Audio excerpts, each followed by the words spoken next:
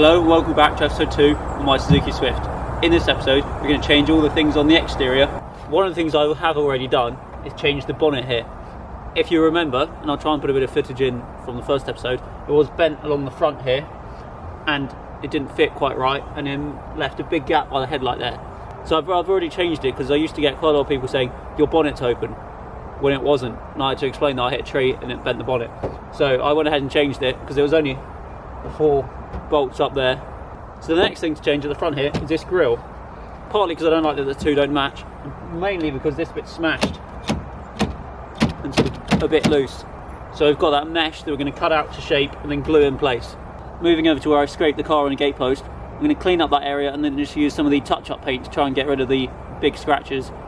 Just make it look a bit less damaged. And then at the back here, all we're going to be doing is removing this Swift and Suzuki badge, maybe this logo in the middle, and then repairing the dents. There's a slight chip here where I backed into a skip, and there's a couple of dents here. One I went into a tree, the other someone else went into me. Trying to get it looking at the back here as best as I can, but I'm also not too worried because it is my daily driver.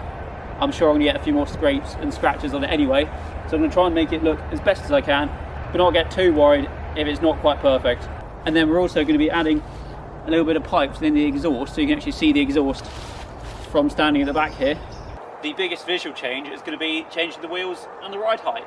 So as you can see, we've got, these are just the standard Suzuki wheels, basically the whole car standard. So we can obviously put the Baleno wheels and the Swift Sport Springs in, just to make it a little more interesting. The wheels are very similar design, just a bit more detail, as I'll show you now. Nothing wild, and just better than the ones that are on it at the moment, which are a bit boring and scratched up. And then just the Swift Sport Springs to lower it, make it a bit firmer, a bit better to drive. So that's the bit I'm most excited for, is the wheels and tyres. Here we are back in the workshop. To start with, we're going to change everything on the front end. I've already changed the bonnet, as I previously mentioned. So then we're going to take the grills out, and then we're going to touch up the paint. So to start with, let's remove the grills. So as you can see, I've taken the plastic grills out, and I have begun to cut the mesh up to fit them. I took the whole centre of this lower front grill out because my plan is then just to glue the mesh into where that was. Then I've got a nice solid surround to mount the grill in with. I've masked up the front here just to paint the little bit of plastic that goes behind the grill, just so it's less obvious and you don't see bits of grey plastic sticking out from behind it.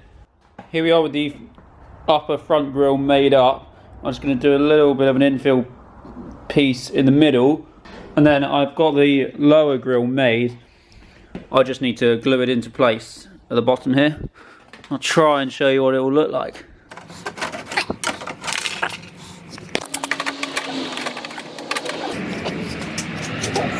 There we go, there's what it will look like with both the grills in place. Here we are with the top grill glued and screwed in place. Just like that, through the power of editing, the bottom grill is now glued in place. So now we can move on to painting up this fairly major scratch. I bought a couple of these touch-up paints, just in obviously the galactic grey that the car is. I've also got a can of clear lacquer to spray over it once it's all dried. So now let's paint that big scratch. Go, you know I'm spinning, going out all the time, but I know I'm winning in these thoughts I keep inside. Someone inside the door, sun's knocking on the back of the curtains. That's not what I open it for. Come back with something that makes me nervous. I'll put my hands over my face in hopes today won't see me, but it hears me laugh. Well, that's better. I think it will improve once I do a little bit of fine sanding and then spray some clear on it. But for now, I'm going to leave it to dry, and we can start with the modifications on the rear. Moving swiftly onto the back here, we are going to start with adding a bit of a pipe onto the exhaust so that you can actually see an exhaust from standing here. We are then going to take the Suzuki and the Swift badges off using a hairdryer, and then they should just come off. I believe they're stuck on. After that, we're then going to address this big dent here. I have already started to work on it, and I managed to align it a little bit, trying to make it look less like a big scratch, I guess. It's a very simple process to put this bit of pipe on the exhaust.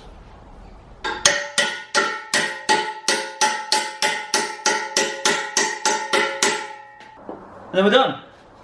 I didn't want to mad it because I didn't want it to stick out massively. I just wanted to be able to see something.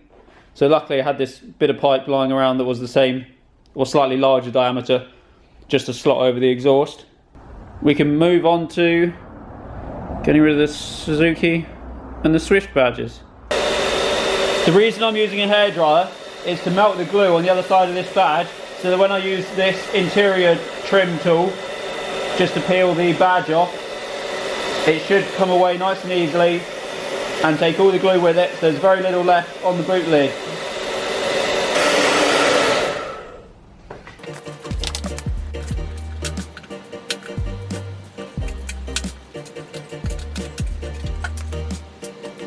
So clearly it didn't work perfectly, and I think it's a lack of heat and being impatient. So there's a solution to that.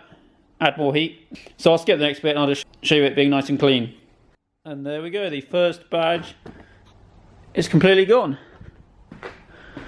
So now it's the turn of the Swift badge to disappear. I didn't plan on removing the Suzuki logo in the middle, but after seeing it without the two other badges, it did just look a bit out of place and a bit odd. So, as if by magic, it's now also been removed. As you can see, I've tried to align the bodywork as best as I can.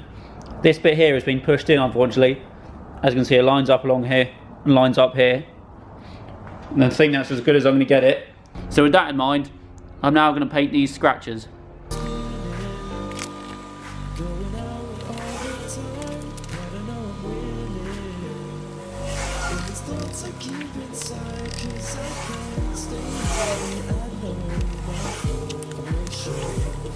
Just like the front, I'm going to let these dry, and then using a little bit of wet and dry paper with a very fine grit, sand them down and then clear coat them. We're now at the very exciting stage where we're going to lower the car. Now I'm going to talk you through how we can take the wheel off, take the old suspension out, fit the new Swift Sport springs, and then put everything back together. To start with, make sure you have the right wheel nut tool and the car is on flat level ground, handbrake on and in gear, just in case. You want to loosen the wheel nuts whilst the car's on the ground, just slightly. So don't undo them much at the moment, just get them a little bit loose, so that when you get the car in the air, they're easier to undo. And then you want to slide the jack in here onto the right jacking point. You can consult your owner's manual for this. You now want to slide your jack under the car, and obviously using the correct jacking point, lift the car, ready for the axles down to slide under.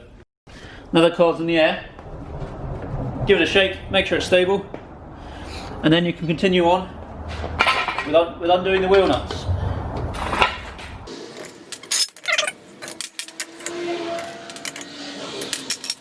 There you go, and then just pull the wheel off.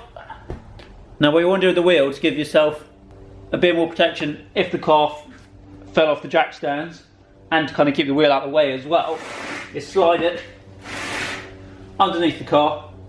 And also I'd say put your wheel nuts, slot them back through the wheel, then you won't lose them either. And we can tackle getting this suspension out.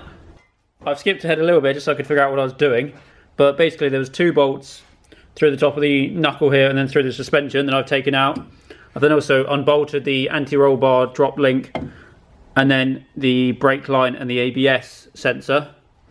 Then if you come up to the top here, you have to put an Allen key type thing in the top of the threaded bar here, and undo this nut here. Because if you just try and undo this nut without something in the top, it's just going to spin the bar a bit, basically. And then once this nut is all the way undone, and then the suspension will come out.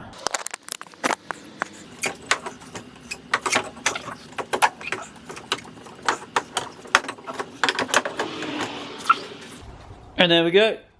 Now with the shock absorber out of the car, get your trusty spring compressors, put them opposite sides of the spring, and then tighten them up until the spring's compressed enough to safely take the top hat off.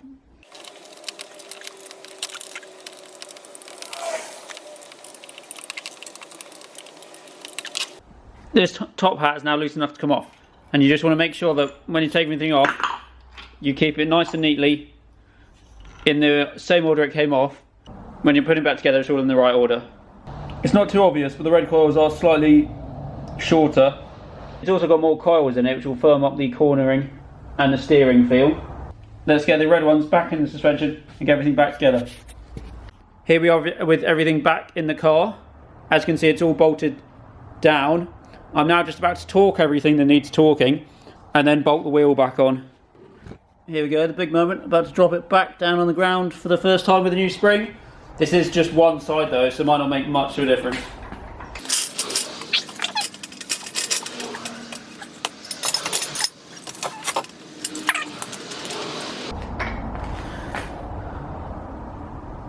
Well, it's definitely lower. At least I can notice it's lower. You might not be able to on camera, but it's already one side, so now I'm going to continue with the rest of the corners. I probably won't show you the car till it's all done. Here we are at the back of the car. It's a very simple design. This rear spring here just needs to be compressed, and we can slide it out, then compress the new one and put that in, and then we are done. So it's a lot more simple of a process than at the front. Here we are a few days later with the Swift Sport springs now tested, and definitely corners flatter around roundabouts and sharp bends at speed, which is great fun. It's also slightly low. I didn't want them too low because obviously it's still going to go over speed bumps and it's still a daily driver, so I don't want to be scraping over everything.